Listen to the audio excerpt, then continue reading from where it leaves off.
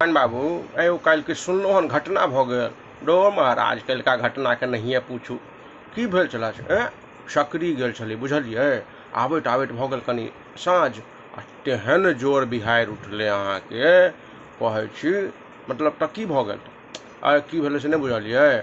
महाराज ओतयसँ निकललहुँ सकरीसँ कनि आगू अयलहुँ कोनो साधन नहि भेटल।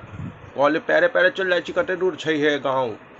आबऽ लगलहुँ रस्तामे लागि गेल लघु शंका। आब मनमे रहै लघु शंकाके शंका तऽ कहलियै मेटाए लै छी। ओ महाराज जे छै से अहाँके कनि धोती खोललहुँ हन आ कि कनि आगू गेलहुँ कि तेहन जोर बिहाड़ि एलै जे महाराज धोती खुलि कऽ चलि गेल आमक गाछपर। अब आमक गाछपर राति बिराति आब अहाँके जे छै से कतहु देखेबे नहि करै जे कतऽ गेल। तैयो देखलहुँ ताकि कऽ जे एलहुँ महाराज उड़ि कऽ एना जे घिचलियै ओढ़लियै तऽ लोकसभ जे बाहर जाइत रहै रस्तापर तकरा सभके लिए जे भूत छै।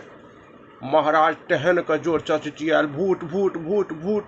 आ एगो दूगो हम कहलियै रे बुआ हम पान बाबू छी रे भूत टूत नहीं छी। छौड़ा सब तैयो जे छै अहाँके दू चारि टा पाछू से है धऽ कल्ला पकड़ि लेलक कहलक भूत छै। हम कहलियै रे बुआ रे हम छियौ रे।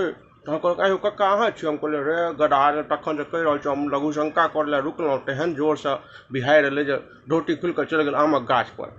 ओटा बचि न गेलहुँ बचि गेलहुँ कि महाराज दऽ कऽ हमरा लागैए काल्हि कुइटे दैटा छौड़ा सब।